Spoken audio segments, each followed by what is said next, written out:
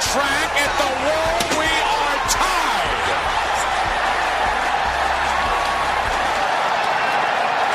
Look at this. He's slamming it forward. I don't believe it. I don't believe it. From dropping the big leg. Over for the cover. He got it. Unbelievable. High fly ball into right field. She is gone. Awesome. He got it. The starter. Mike Tyson in. Austin is the champion. Stone Cold. Stone Cold. Stone Cold. Now the 2-2. Well hit down the left field line. Way back in. Touch the ball, Drew. You'll never hit a bigger home run in your life. He puts that cone in the net. No! No! Don't do it!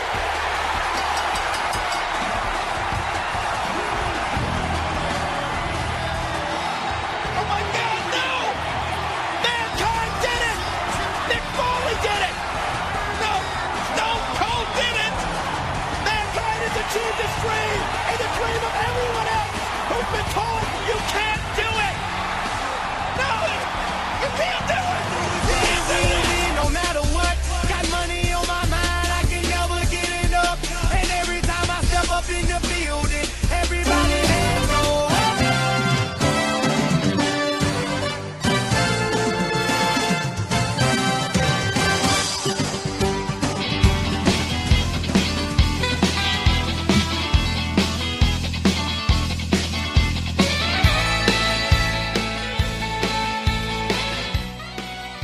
What's up, Connection? Welcome to the WWE WAR Wrestling Above Replacement. I am JT. Joining me, as always, is my good friend and partner on the show, Mr. Marcus. And we are here to take you through the history of every WWE pay-per-view ever, ranking them through our own special brand of weird science.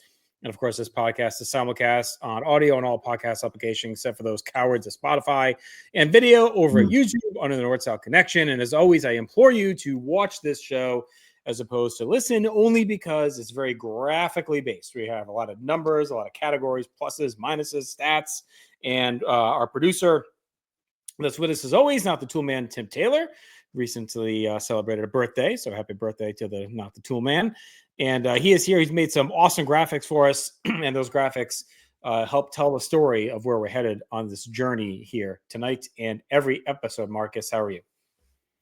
I'm good. We are in the midst of fall, which means that the Yankees have been eliminated from the playoffs, which means in order to cope, I'm betting way too much money and losing on playoff baseball at the middle of the NFL season and the start of the NBA season, which I will dig myself out of when the Chiefs Super Bowl future hits. But other than that, I'm doing all right.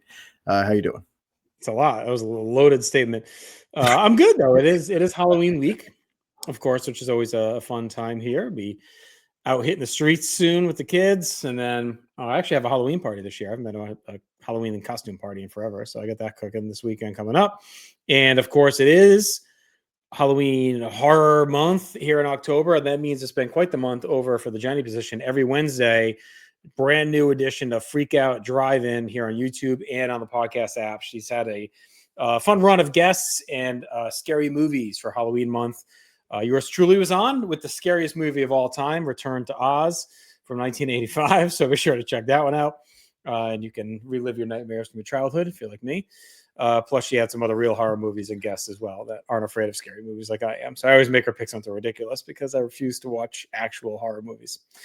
All that said, I think there's a fitting timing. It was not planned, Marcus, but fitting timing that this Halloween episode for us has one of the scariest dirty pay-per-views of all time that we'll be covering here tonight, and that is King of the Ring 1995. And of course, because that is 1995, it's also part of No So 95, our tribute that we've been doing all throughout this year to the year 1995 in pop culture, sports, wrestling, and beyond. Had a lot of cool content. We got a little bit more to come.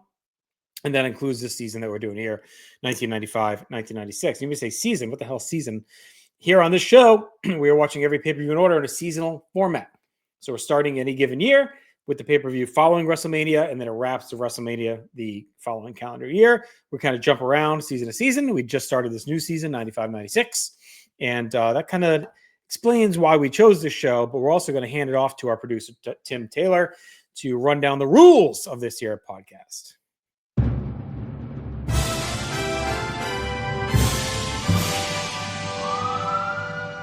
Welcome to WWE WAR.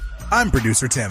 JT and Marcus have taken on the noble task of finding the true answer to the age-old question wrestling fans have debated for years. What is the greatest WWE pay-per-view of all time? To find the answer, WAR looks to explore each and every pay-per-view using a plus-minus scale at a baseline average, where things above average gain a point and things below average lose a point. WWE WAR grades on several categories, including match quality, build, commentary, atmosphere, notable moments, card structure, and rewatchability.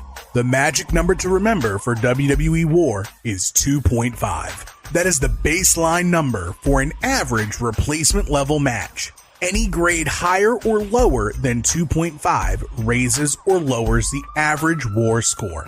For example, if JT and Marcus give a match a 3-star rating, then that match is 0.5 points above replacement.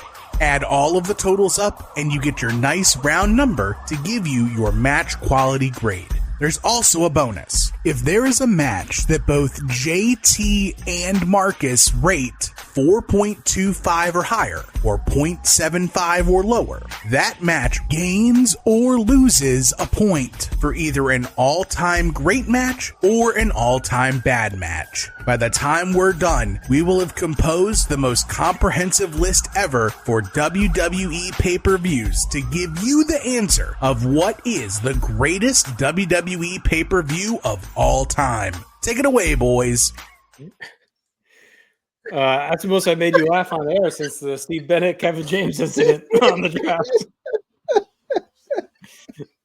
Oh man! Go ahead, get it out. 10 out of 10 prop usage. All the more reason to tune in. On Tim, I'm just recovering from a back sciatic injury, and here I am lifting bar stools to get cheap pops. But it is what it is. Yeah. Obviously, the theme you heard was that of King Mabel, who we'll be talking about thoroughly tonight. But I guess we should also just kind of talk off the top here, because crazy timing enough for us. Yesterday, Sir Mo of Men on a Mission passed away. And of course, he'll be a big part of the show here tonight as well.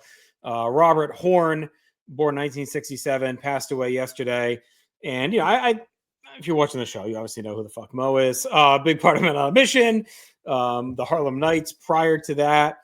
And I think after the run, he kind of just bounces around the indies off and on, kind of makes, you know, random appearances here and there. But for all intents and purposes, by 96, like he's pretty much done. He does do some work in the USWA with kind of their version of the Nation in 97. And that's really kind of it. He had a kidney transplant in 2018, needed a liver transplant in 22. And he actually made another 3 years after that. So good on him. He had a severe blood infection, pneumonia, and there were rumors like last week that he wasn't doing well. Like started kind of circulating on social media. And then it was kind of quick after that. I do have seen Mo at conventions, just like hanging out. So definitely sad news. I mean, you know, I think did Oscar end up passing away? He passed away recently too, didn't he? Or I know he was sick too. He's still alive? I'm gonna look it up. I feel like he passed away. I'll take the under. I know. Well, obviously Mabel's gone. So I think I think all three may be gone now, but I'll try and look it up here. Let's see. Rap Man Jim Oscar. Oscar doesn't have his own fucking Wikipedia page. Tim, do you know is Oscar dead? I'm gonna grind us to a hollow here. I know he used to always be at the conventions, sitting there for like $5. Let's see.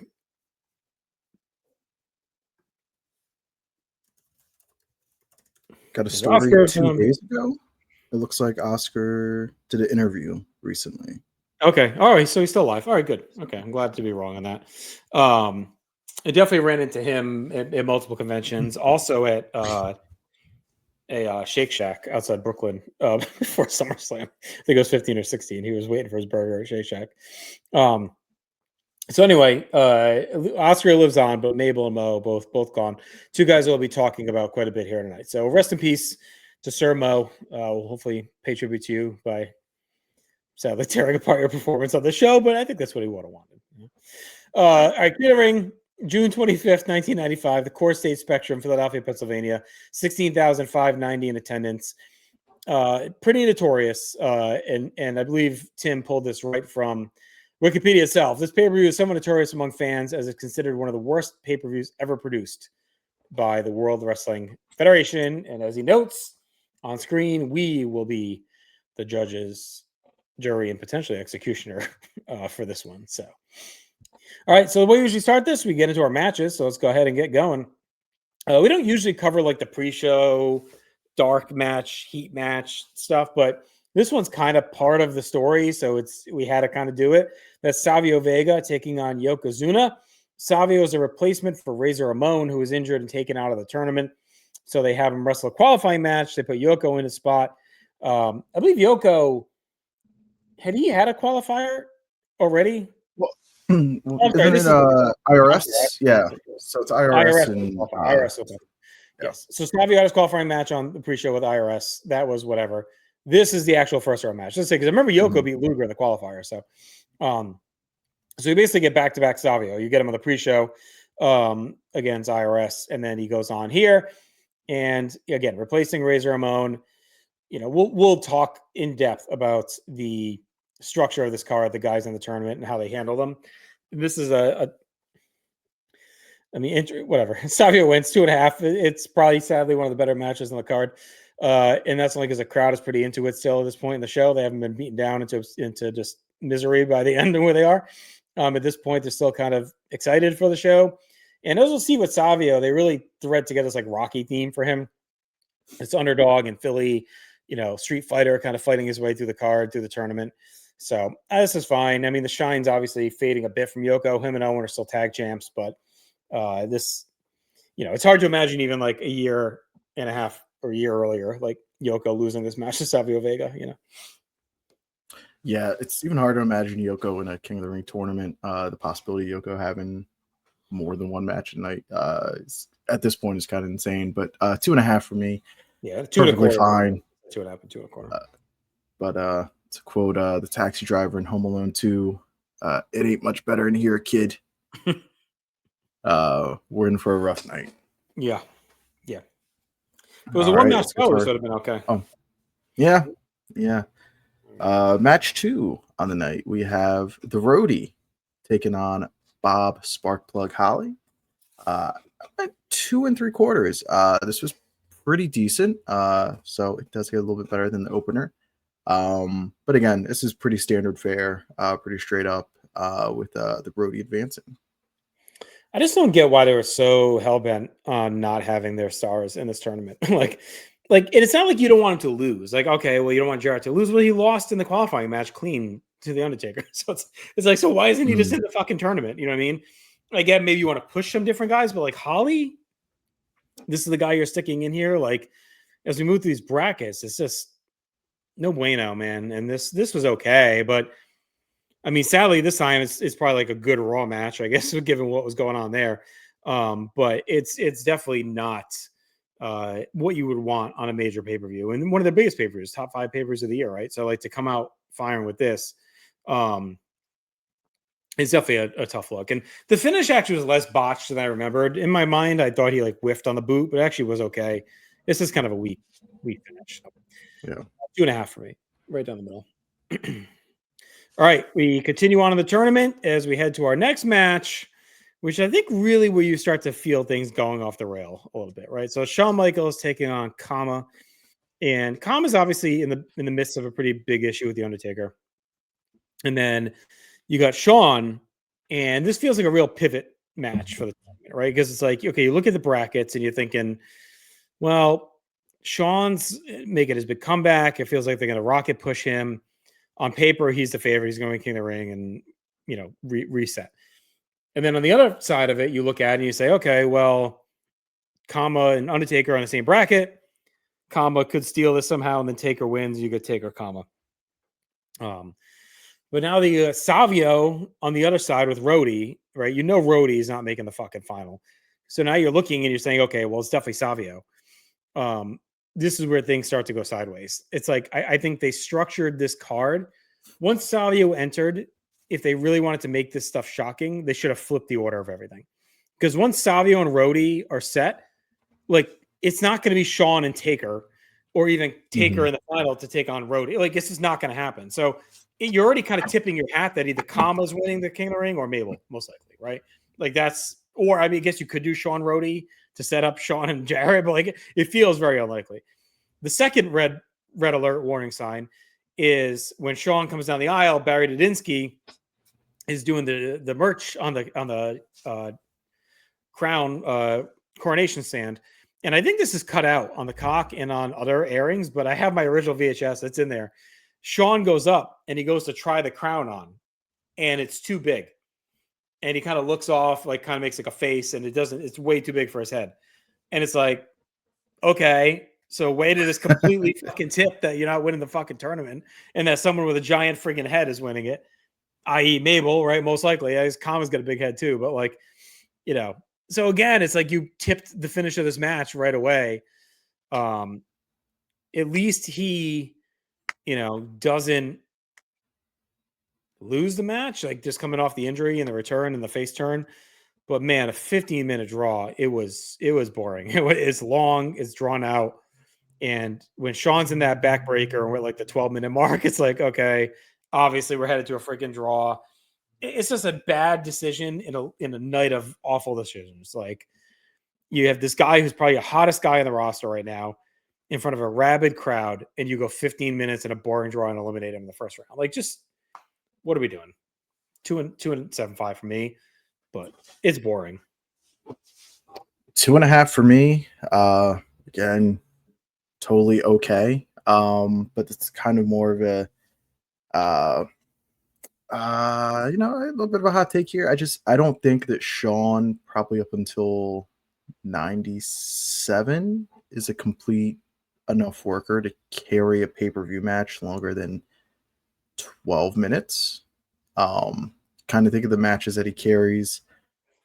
You think WrestleMania 9 with Tatanka, that's so. You think SummerSlam 93 with Perfect, that's underwhelming. But then you think of the matches where he's in there with somebody of equal or greater talent. You got the 2 matches with Ramon, the ladder matches. You've got the Survivor Series 92 match with Brett. Goes on and on. So I think this is kind of he carried Diesel. I'll say that one. I think he carried Diesel at 11. And we're differing on that match. I think that one's so. There's just a lot of psychological holes. It's too much for me to ignore. But like, this is another one where it's just kind of so. I don't think Sean has it figured out yet as a worker how to control a match and bring somebody up to his level at this point. So 2.5 for me, and like you said, a true warning sign of things to come for the night. And it's like they'll kind of realize it for SummerSlam, right? Because they shift that card around to be like a fan favorite. Mm-hmm. But if you're Vince and you're coming into this night and you kind of got guys injured in here and there, like, I'm looking at this card and I'm saying, fuck it. Sean, Taker, finals, tear the house down, make the fans happy. Like, I mean, your roster's thin. You're kind of, spiraling a bit. Like, just let it rip. Like, do something different. And just, we get the worst possible fucking outcome on everything. All right. So next match, Marcus, take us through it. All right. We've got The Undertaker taking on Mabel and King, soon to be King Mabel. And I got 1.75 for this.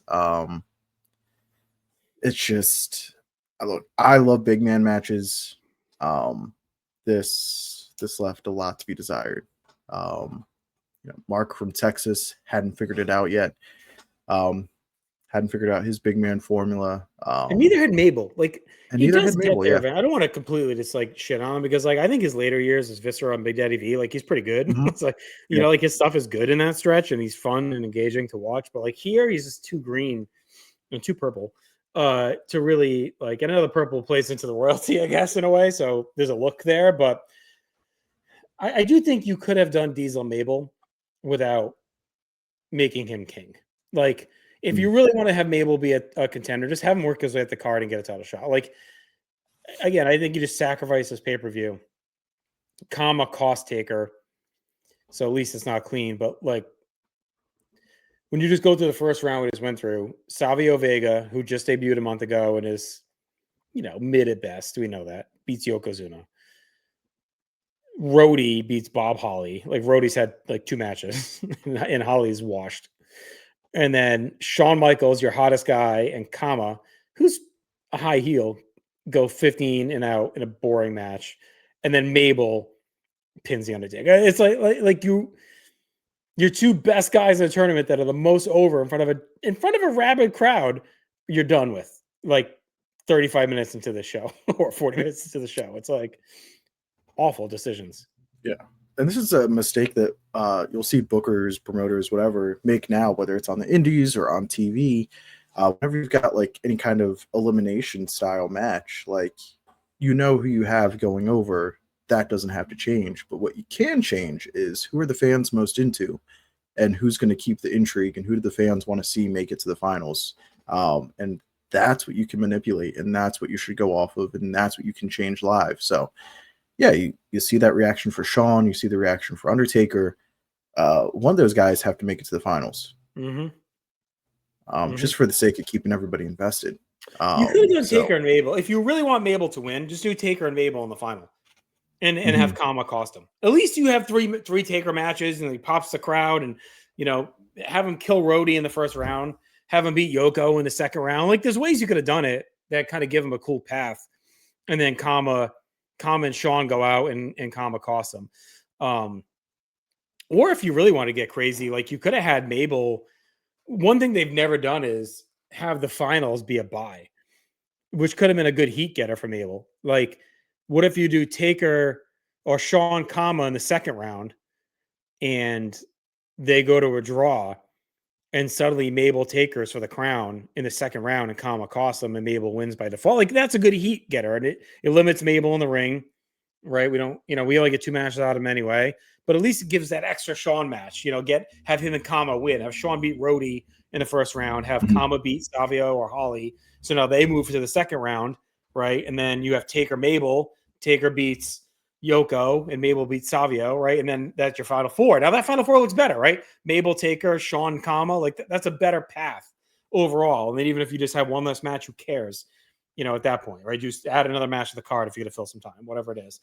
I'm guessing the original plan was Razor Mabel in the final, right? Because like Savio kind of just de facto takes his place, right? So I'm guessing they had that plan, thinking, okay, we'll Razor, we'll put Mabel over, and that'll be a name. But once that didn't happen, they should have changed the brackets, WrestleMania 4 style. Just panic change them to fit the booking. So 1.5 for me on this dog shit affair. We go right into the second round from here, and that's Savio and Rhodey. It's our only semifinal match.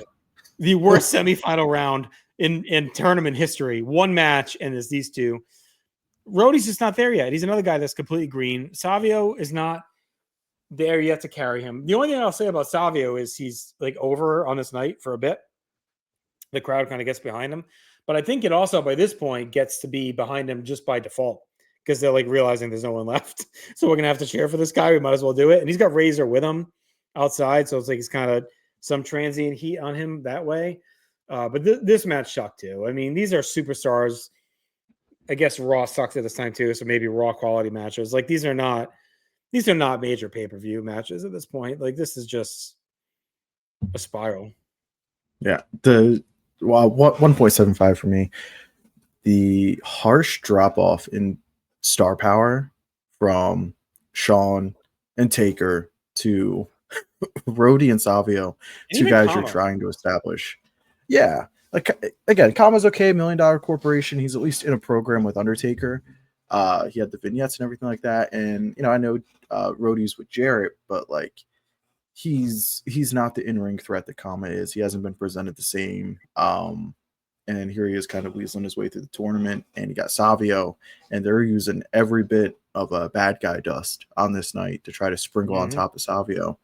So like you said, it's kind of by default. The crowd gets into him a little bit and stays with him. Savio advances. But yeah, 1.75 as we head into. And they have the horses that they could have made this a good tournament. Like, look up and down the card. Look up and down, and you don't even need to shift much. Like, you got Sean, Taker. Even if Razor's hurt, fine, whatever. You got Jarrett, you got Bulldog, you got Owen, you got Luger. You could have put Brett and Lawler in the tournament. Like, Lawler's trying to prove that he's the real king. Owen's trying to repeat. Like, what's that right there? Taker, Sean, Owen, Bulldog, Yoko, Luger, and then take your choice. You want to put Mabel in there? You want to put Savio in there and place a Razor? That's 8 guys. Or Brett and Lawler, right? And take one of those other guys out if you want. Like, that's a loaded tournament. That's a good tournament. Or do a different main event. You could put Bigelow in there. Like, they have the guys. Like, it's not like it's a lack of talent availability to them. Or they could have done Jarrett, defend the IC belt on the card, and then have those 8. Do Brett, Lawler, Sean, Taker, Mabel, Owen, Bulldog. Like, that's a great 8. And then have Jarrett defend the IC belt instead of doing Brett Lawler, and then do your main event. Yeah. And like, that card is substantially improved with no change, like, at all. Silly. All right, what's next? Match 6. We've got Bret the Hitman Hart taking on Jerry, the Stupid King Lawler. And this is, of course, the Kiss My Foot match, which I have really fond memories of. I went 3.25. I really do enjoy this match. Bret and Lawler have both said that, the crowd was obviously a little testy by this point. And listening to the crowd, you can hear, like, okay, they're a little contentious towards some of the baby faces. They're trying to get behind some of the heels. You got some ECW chants. It's beginning to get testy. But not when Bret and Lawler are out there. 2 absolute pros. They control the crowd the whole time. They get the exact reactions that they want. And they deliver a pretty fun match. So 3.25 for me. Yeah, I went at 3. It was fine. I mean, I think the heat in this feud was 2 years ago, but it's fine that they're revisiting it. And it feels like this should be it. Fine. Finish it. Be done. The fact that it kind of carries on in a different way, like this, like, we just didn't need it. Like, Bret needs to be elevated off of this, not like dragged back into more nonsense with the King. Again, it was proficient. The crowd is into it. They didn't have much else left to be excited for in this night. So, like, they're into Bret. The stuff at the ends, whatever, your mileage may vary. If you're Tony Atlas, Mel Phillips, you might be into it. Others maybe not so as much. I will say they did do a good job building up to this, of making, like, King very disgusting in it all. You know what I mean? Like, so the payoff was pretty good because they spent weeks having King just do disgusting shit to, like, hype this up. So the payoff in that regard is good.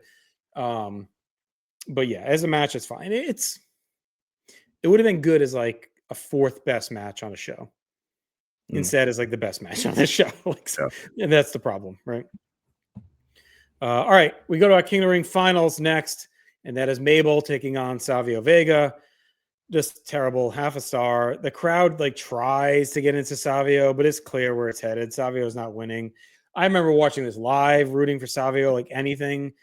And I feel bad looking back, because I'm like, I know there are Mabel truthers, and I'm like, okay, they're trying to make a new star. It's just, it's hard to go from a tag team that's doing nothing for 2 years. And yes, they're over in 93 and early 94, but they did nothing after that. His solo run in 94 while Mo was hurt was not good, right? As a face, doesn't get over. You have to see the writing on the wall that this is just, like, not going to work. And, like, you're setting up your second biggest show of the year with this guy as a contender, when they could have easily just flipped it and had Mabel just not be King of the Ring and maybe get the title match in your house too, and then do Diesel Sid blow off at SummerSlam. Not that Diesel Sid is much better in the ring, but at least Sid is like a presentable threat as a champion challenger, versus Mabel, who there was no chance they were putting the belt on Mabel. So it's a punt of your SummerSlam main event. And you're putting him with a guy that has no chance of carrying him either in Diesel. Like it's, and it's just, it was too much too soon for this guy. Like they should have ramped him up as a team, as a heel team for a bit, and then maybe try and transition him off into a solo act. But like, going from just a nothing team in April to world title contender in August is like, and they'll do it again with JBL like a decade later, but that goes a little bit better just because JBL, the character, takes off more. But even that took a while. I don't want to, I'm going to save a lot of the stuff I was going to say about Mo here because of his passing.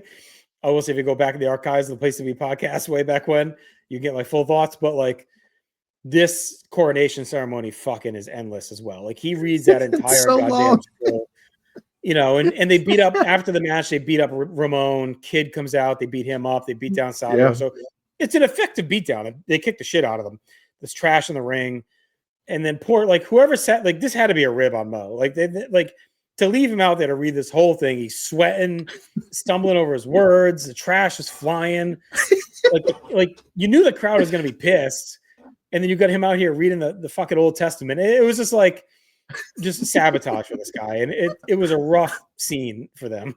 A rough scene. Yeah. 0.75 for me. So that does go down as all-time bad for us here on WAR. I appreciate the effort in trying to make Mabel. You look at him, he's huge. He can move. So absolutely. Always want to take him down.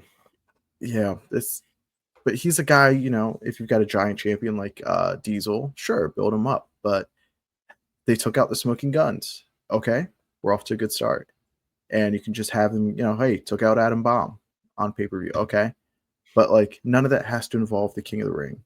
And you can still have them beef with Razor and Kid and Savio. I think a good way to do it was they could have had the Allied Powers should have won the tag belts at In Your House 1 instead of the Guns rematch, and have Men on a Mission beat the Allied Powers to win the tag titles. And that's how you slowly build them up the card. Let them have a little bit of run. They can feud with Ramon and Kid or Ramon and Savio for the tag belts a little bit and like kind of heat them up that way. And then by the fall, see if you got anything cooking with them. That would have been a natural progression. Yeah. Yeah, this is rough. It is somewhat of an all-timer segment. Just because there's that one piece of trash that flies in. It is a direct hit right to Mabel's face. I remember the day after when I got the tape from my neighbor who would record the pay-per-views. I put that on rewind and watched it in slow-mo probably a dozen times. The pure accuracy was a sight to behold. That's really the only redeeming quality of this. I will say the beatdown is effective too of the Babyface Brigade, but a really, really, really tough moment in WWF history. It's a rough one. Oh, hail King Mabel! All right, take us out of our misery. No, it's time for the main event. Deeper in the fucking misery. Main event time is we have our World Wrestling Federation champion, Big Daddy Cool Diesel, teaming with Bam Bam Bigelow on his make good run, following with the loss to Lawrence Taylor, against the $1 Million Corporation being represented by Tatanka and Psycho Sid. Oh man, 0.5 for me. So we're halfway to all-time bad, back-to-back matches. Have we had that before? I'm sure we've had it before on the pod, but maybe like Wrestling Classic or 2. There's a couple back-to-back baddies. But I mean, these are pretty fucking. And this is the main. We haven't had a main event like this. Like so. Yeah. Like this is probably the worst main event.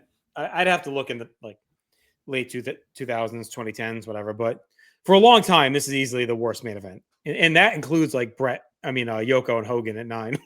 like that's better than this in my mind. I mean, this is just rancid. It's retro. Tatanka is ice fucking cold. Just ice cold. no need to be in this match in any way. I feel bad for Bigelow. Like they try, but this is worthless. Sid just has nothing to give in this run, like at all. Like for whatever reason, it's like one of the biggest,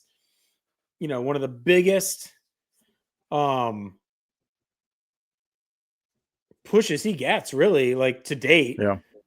And he just completely bombs out. Like, I don't know if it's because they made him a chicken shit or what they did, but like this is just terrible. I went 3/4 of a star. I mean, I tried. Diesel's got the elbow injury, the staph infection from in your house. They I don't know. I'm not going to keep rebooking 95. Aaron and I have done it enough on No Holds Barred. You can check that out. But I just don't know why they didn't stall on Bigelow's face turn and just have him fight Diesel here or something. You know what I mean? Like just like get here and then do Sid after that or something. Like this is such a waste of a main event.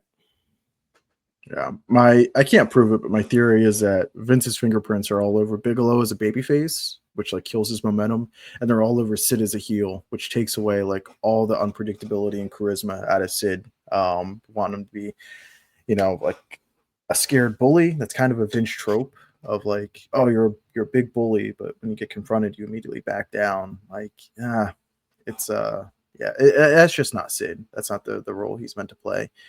Right. So I think this is it for Tatanka until I think he has a Raw match with Brett in 96 on the lead up to the Iron Man match.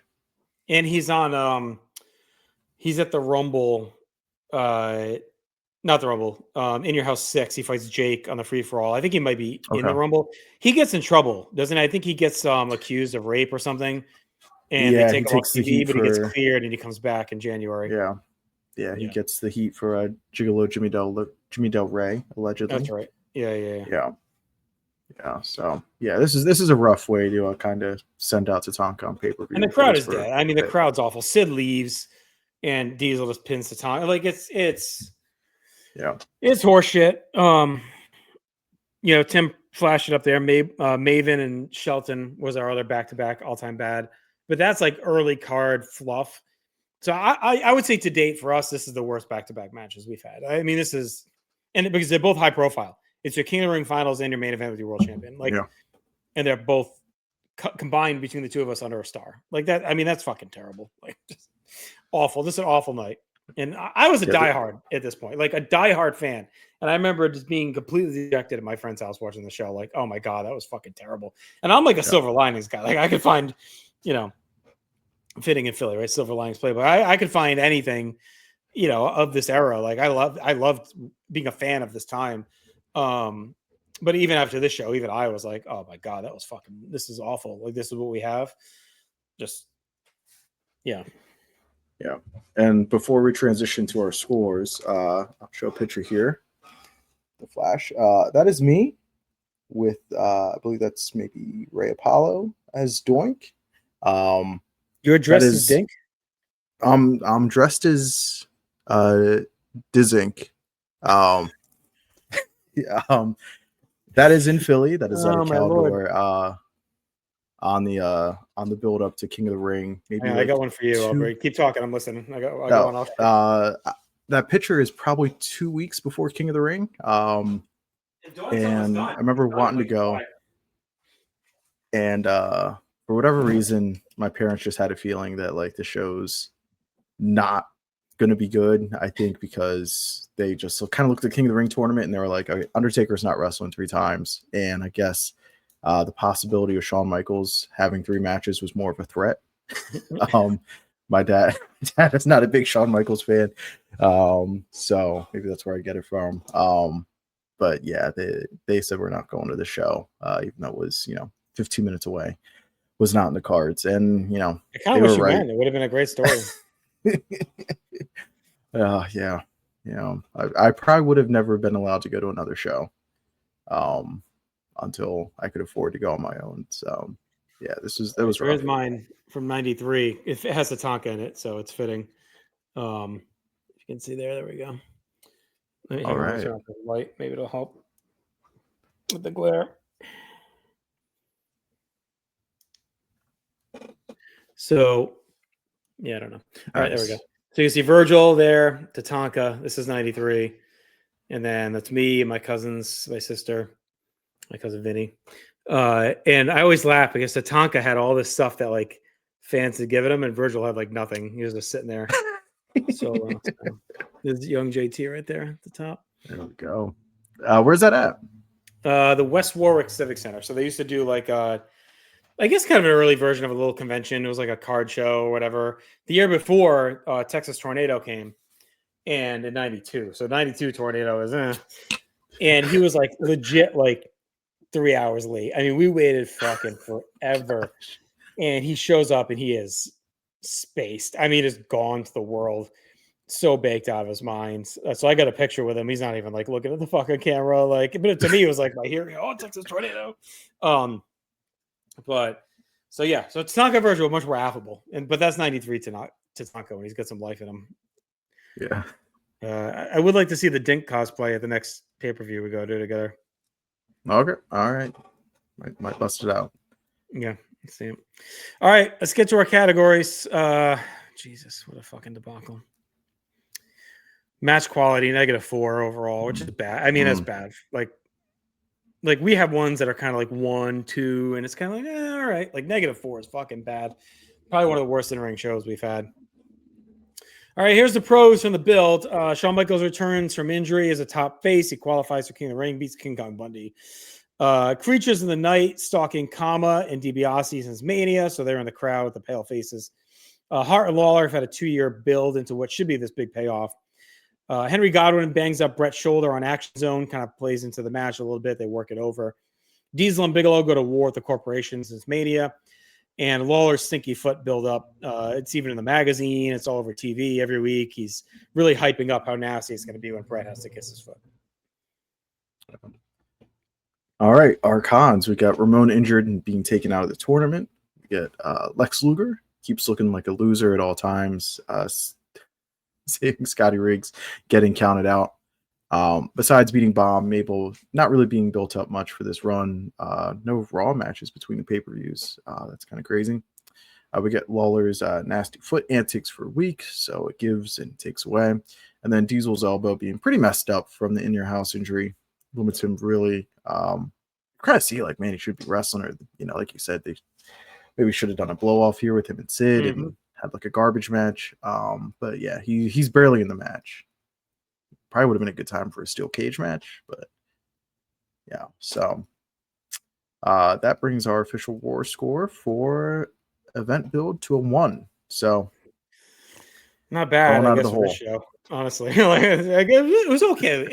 They put a lot of effort into building the show. I'll say that. All right, commentary, which we didn't mention, obviously, is Vince McMahon and Doc Hendricks, because Lawler is wrestling, and we've been pretty pro Doc. Like, we liked it. Hey, we liked it in your house. Well, hell. Hey, Vinny Mac. Good job hyping this. Savio has to win 4 matches to win it all. You don't see that too often. Like Savage at 4. Was one guy. I think Savage at the Classic as well. Had to win 4 matches. But he loses there. Doc is good at projecting out. He says all of Yoko's matches go long. He's not going to last in the tournament. As Savio, this opener's going kind of long for Yoko. So pretty good point there. Insight. Point for Vince comparing Savio to Rocky All Night. Good use of the city and the theme. His Rocky Balboa. I don't know if Vince actually had seen the movie, but he at least talks about it.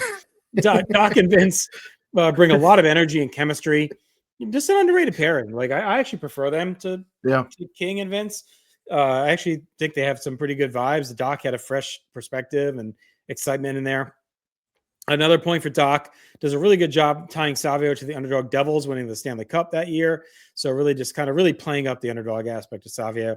And then a point of recapping the tournament action, including the pre-show match throughout the night. So they do okay in commentary. Like Vince and Doc are far from the problem in the show. Yeah, I think a good thing with Doc is that he still comes from like that old school territory mindset of, yes, I want a job, but what's the worst that could happen? Like, you fire me and I go find work somewhere else. Like, he's not afraid to push back just a little bit on Vince. He gets, we've covered in other shows too, where he gets a couple of lines and you're still like, employed. Oh, yeah, 30 years still later. employed to this day. Outlasted Vince. So getting to the cons for commentary, we've got Doc's racist Spanish jokes all night, -2 there. Vince says that Brett's career is coming to an end during a near fall a bit much. They really hammer that in 95 and 96. It's like any match he loses, he's going to retire. Like, yeah, I guess they're trying to Chad, like sell the embarrassment aspect. Like if he loses this match and kisses King's foot, like he's done, you know? Yeah. But it's a lot. Yeah. Yeah. But even you and Chad on Warzone doing WrestleMania 12, which was a bit ago now.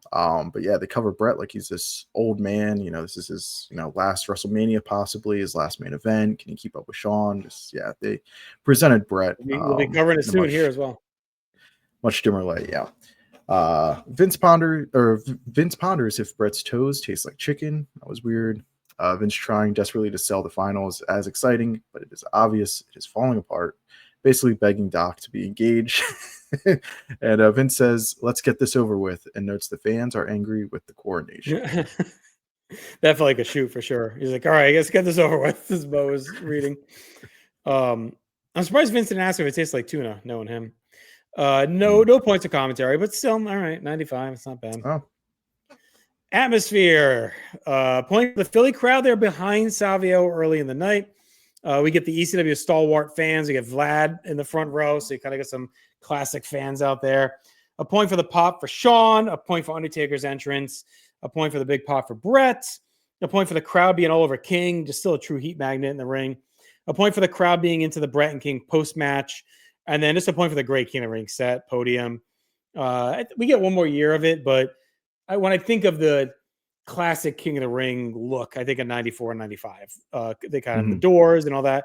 I think 96 may have the doors too. I don't know. This doesn't feel as kingly as 94 and 95 for some reason. Yeah. But atmosphere for cons. Oh, here we go. We get the lame pay-per-view open. Vince quietly narrating the blimp above Philly. No real opening video. Terrible ring announcer for a major pay-per-view. That's our boy Manny Garcia. Sounds brutal. Nervous, confused. Calls Kama and Michaels a double draw. Crowd ate him up a little bit for that one too. The crowd gets pissed that Michaels is out.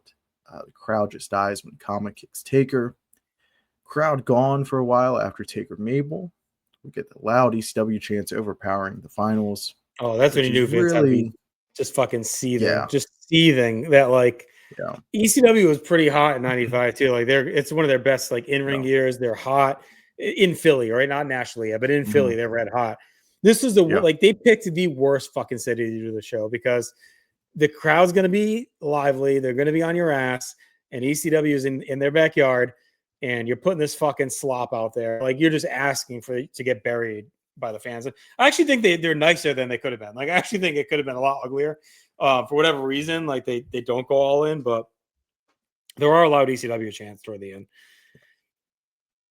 We get the crowd has zero interest in the coronation, just a slow death march to the end, and then the crowd, done with everything, didn't care for a no stakes main event.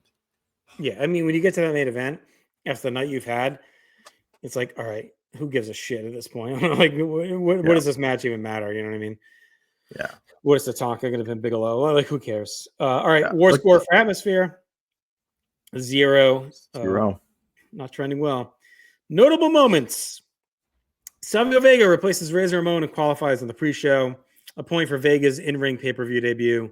A point for a brand new Hall of Fame class. But even then, it's like not one of the best Hall of Fame classes of all time. It's when they kind of still just stuck it in. I was gonna pull up the class really quick, but it's when they kind of was still to stick it in without much coverage. It's just in the ballroom the weekend of the show. 96, they do the same thing, but it's a Survivor Series, and then they're done for a while until they start making it part of WrestleMania weekend. The 95 class is Antonino Rocca, Ernie Ladd, George Animal Steel, Ivan Putski, Fabulous Moolah, Grand Wizard, and Pedro Morales. So, I mean, it's just, you're fully in the Legends era of the Hall of Fame. You know what I mean? They're just old, not even Legends, just old guy era, right? It's like the black and white era. Yeah. So nothing too much to get excited about. A point for King kissing Brett's foot. Obviously, that's a pretty memorable moment. And then Kama cost Taker's match to set up their SummerSlam match. Our cons for notable moments. We've got IRS's final pay-per-view match goes out with a whimper after a 4-year run, which is a pretty long run for that time period. he started wearing the blue shirt on Raw a couple times before he leaves, and then he's one of the guys that shows up on like the early Nitros right after this. So yeah, he goes out quietly. He debuted in April '91. He had a pretty big run, a lot of gold and different angles and stuff, and just kind of goes out with a whimper. I think recently it came out that like he was in line for like an agent job and was going to take the agent job, and then the WCW job came through and grabs the bag. I think he may be at in-house too. It as one of the lumberjacks, but this is definitely his last. Yeah. Like in-ring action. We get cut off from the replay, but Michaels visits Barry Dudinsky, shilling the King of the Ring hat, tries on the crown, doesn't fit. It's ominous. It tips away to finish the tournament. We get Undertaker and Michaels taken out in the first round. Top stars and favorites out meekly and early. Mabel pins Undertaker on pay-per-view. Mabel wins the King of the Ring with no real build or future plans of a star. And then last, it's Tatanka being used in a meaningful way. And I can't imagine they really thought Mabel was going to take off. Like, they just couldn't have. I know, like, you have to try and build stars, but there's no way at this moment they thought this guy is going to be like a long-term main event player. All right, score for moments, -1. Circling the bowl quickly. Card structure is never good to these shows. Point for Men on a Mission, laying waste to Ramon Vega on Kid. Made him look way cooler than all the other slop on this night. And then a point for Hart Lawler, saving the back end of the card from complete disaster. You know, they slot it essentially as a semi-main, even though you still have the 2 shit matches after it. Like, they probably should have just closed with it. I know they closed a Piper Lawler the year before. You have a non-title main event. Like, why not just close with Brett celebrating, you know? So, it's the only sense of closure you get on the night, and it's the only thing that gives the fans definitely what they wanted to see. Everything else is a terrible finish, or it's like Tatanka gets power bombed by Diesel. Like, nobody wanted to see that. Everyone wanted to see Sid get beat. Like, this is Hart Lawler is the only thing that gives people what they actually wanted to see. Well, because then too, if you put Diesel in the middle, you could have Sid beat Pin Bigelow or something to like get him ready for In Your House too, instead of doing the stupid walk away finish, you know? Yeah. All right. Cons for card structure. We've got oh boy, you gotta zoom in. Gotta get my cheaters on here. We got no title matches. We get weak brackets. Much better wrestlers left off or on the wayside, acting as managers all night, like Jarrett and Razor. Could have made the tournament a lot better. So it's a -2 there. We get 1995 Tatanka, as lame and as cold of a main eventer as you could get. Why make Savio fight back-to-back after the qualifying match, going straight into the first round? Small details. We get taking your best wrestler in the company. Well, that's debatable. But Shawn is red hot. Shawn is red hot as a babyface during this time. And, you know, you put him in a boring 15-minute match. It's a 15-minute draw to kill the crowd more. If Michaels is not going to win, use him in the main event with Diesel. Poor matchmaking. You're trying to service, you know, freshly turning Shawn. You're also trying to heat up Kama for Undertaker. You're serving too many masters there. Yeah, you know, we didn't talk about that as an option. You could have easily done Shawn and Diesel against Sid and Tatanka too, and put Bigelow in the tournament, right? You could have had absolutely Bigelow lose to Kama, whatever, and again, then maybe you do Kama and Taker in the second round. Like, there's ways you could have got around different things, and then you just put Shawn in the main event if he's not winning the tournament anyway. We get the lamest final 3 in tournament history. The stars littering the roster. Finish is mega obvious as soon as Rhodey and Vega were in the semis. Light card. Pay-per-view runs real short. Could have snuck another match in there like Bulldog and Owen. Tag title match just as easily. Ongoing let's take Yoko out of the tournament and do Allied Powers Owen and Yoko. Like, again, not rocket science. For this time, it's a big ask. We get the ongoing waste of Brett in an old feud with Fading Heat. Dog shit King of the Ring finals at a time where there's plenty of good options. And then Michaels may not be able to carry a 15-minute pay-per-view match yet. All right. Not a well-structured card, my friend. -9. -9. That's got to be a new record for my card structure. Well, there's one other real bad show we'll see in our bottom 10. Okay. That I think maybe right. up there. But all right, rewatchability. A point for Bob Backlund, campaigning around Philly, which is cool. A point for a really funny moment. Doc goes up and translates Carlos Cabrera as the interview with Savio Vega. See what he's saying is, as they're talking, he's translated for Vince. A point for King arguing with the ECW fans at ringside. Cool little preview of their wars to come. A point for Sid's promo where he's mixing his whisper talk and screaming about Diesel's elbow. All through that. Diesel and Bigelow, their promo's pretty good. Like they're talking health percentages. I'm at 98%. He's at 37%. Calls Tatanka Pocahontas, which is always actually kind of a low-key memorable promo from those guys. He'll be bankrupt and broke. Satisfactory conclusion and payoff to the Brett Lawler feud. Trash hitting Mabel, direct hit during the coronation. As you said yourself, you rewatched it a million times in 1995. And then a point for the angry fans, just rejecting what they're seeing. It wasn't really a precedent at that time for this to happen for a WWF major show. So they're rebelling. They're shitting on the product actively, maybe for the first time in WWF history for pay-per-view wise, that they're actively just crapping on a show as it's going. And it's not the last time this year, for sure.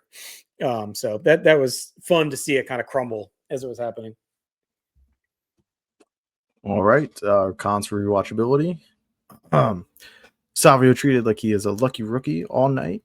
Just happy to be there after being hyped up as a major star in Puerto Rico. I remember that Razor. Oh, this is the greatest Puerto Rican star in history. And here you think it's like, fucking Tom Stone making a miracle run through the card.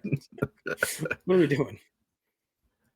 We get King's nasty foot-based activities and puking while chugging toothpaste -2. Holly looks like such a goober running out awkwardly. That fucking mullet's ridiculous. Holly kicks out at 2 on the finishing fall. Like 85 Piper. Gonna keep his heat. Keep your heat, brother. He's only lost every match the last 3 years, but this one he's gonna really make sure it kicks out. We get Kama's endless submissions to run the clock. Shout out Jake the Snake and Rick Rude at WrestleMania 4. Hitman needs Shinja and Hakushi's help to be Old Man Lawler. Mabel locks in a lazy bear hug and Shinlock in the finals. Give us something. He's wrestled 2 matches. Like, give us some energy in this fucking main event. Like, anything. Yeah. Anything. And then, last but not least, we get Mabel's coordination filled with booze and Mo butchering the proclamation. An endless segment. On and on and on. I've ever listened to Chris Colo read the fucking fun facts again for PTV before I listen to Mo read that scroll. -1. Feels like a miracle. It's only a -1. We do have 2 all-time bad matches. So that's Mabel Savio in the main event. That's a -2. Marcus, that brings us a total war score of -16, making it our 145th best show, only finishing ahead of the Greatest Royal Rumble 2018 at -17.25, a whole 7 points below Crown Jewel 18. So not the worst show in company history, but I would argue when that Wikipedia article was written, it probably was accurate, Tim. Like, it probably was the worst at that point, because that was probably written before Greatest Royal Rumble 2018. But it's definitely up there. It's up there. Look, we looked for it. We looked for the silver linings. We looked for any kind of something here, maybe, but it's fucking abysmal. Bleak. Very bleak. Greatest Royal Rumble. I wanted to see what that had for card structure, because I feel like it's probably worse. -9. What was this one? 9? -9. Yeah. Okay, so the same. There you have it. So we thought we'd mix things up this time. We usually give our top 10, but hey, why don't we do the bottom 10 since we're down here in the trash anyway? Our 10th worst show of all time, Marcus, is Unforgiven 2004 at 1.25. Number 9 in the basement, we've got Taboo Tuesday 2004 with a 0.75. Armageddon 2004 at the Goose Egg, our 0 show. Number 7, WrestleMania 11 with a negative 0.75. Number 6, Night of Champions 2011 at -3. Bottom 5, we get the Wrestling Classic with a negative 6. Over the Limit 2011 at -9. And number 3 is Crown Jewel 2018 with a negative 9. Our second worst show, losing the tiebreaker. Yes, I guess whatever the worst match was, or best match. Over the Limit, probably the better match. Number second worst show of all time, King of the Ring 95, -16. And our number 1 worst show is Greatest Royal Rumble 2018 with a negative 17.25. Now I'll say this. Okay, these two shows are only separated by 1.25 points, but I would rather watch King of the Ring 95 any day than Greatest Royal Rumble 18. Like, yes, you could watch it like 3 times and it's in the length of Greatest Royal Rumble 18. Like, it is superior to that show. So I'm glad it didn't finish behind it. I would argue King of the Ring 95 is more detrimental to the time it's in because the pay-per-views meant more and the company was scuffling. Nitro's about to start. Like, they needed a good show and they didn't get it. So to me, like, King of the Ring probably hurt the company more at the time, but that's more of a statement about like 2018 and the show's not meeting as much, etc. So, but Greatest Royal Rumble 18 and even Crown Jewel 18 are, to me, are way worse. Like, I'd watch King of the Ring 95 over those anytime. Quick question for you. Yeah. Now that we have our worst show to date with Greatest Royal Rumble 2018, safe for now, and of course we have what seems to be the untouchable number 1 of One Night Stand 2005. Do you think both of those shows are safe, or do you at least think Greatest Royal Rumble now is safe? No, because we still have not done the pandemic stuff. Pandemic stuff's going to get hurt a lot in like atmosphere. So like WrestleMania 36, I think, has the chance to be the worst show of all time because it just everything that goes with it. The matches aren't good. Okay. There's no atmosphere. The build is all fucked up. Like, if we do it, like, I don't know if it's even fair to do it. You know what I mean? But like, if we do it, I think that's a chance to probably be the worst show of all time, is my guess. Yeah.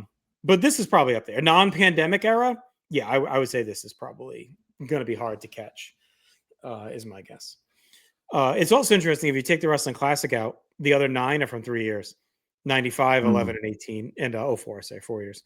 So this kind of clumped together in these little tight frames. But look, we have another one to come in this year. I think that has a chance within Your House 4. I mean, I think the only thing that will help that is that it's a short card, but I think that's going to finish pretty poorly as well. It's not great. So, all right, that'll do it for us. Marcus will be back in 2 weeks. We'll continue our trek through the 95-96 season as part of No So 95. In Your House 2, we'll head to Nashville, Music City for our next episode. Until then, make sure to check out everything in the North South Connection. Also, check out the Final Wrestling Place Patreon. You can join there and support the boys, Marcus and Tim, in all their endeavors. They have a lot of cool content. Plus, you get emails every day with Marcus's bets, although don't tail him right now. He's in the shitter.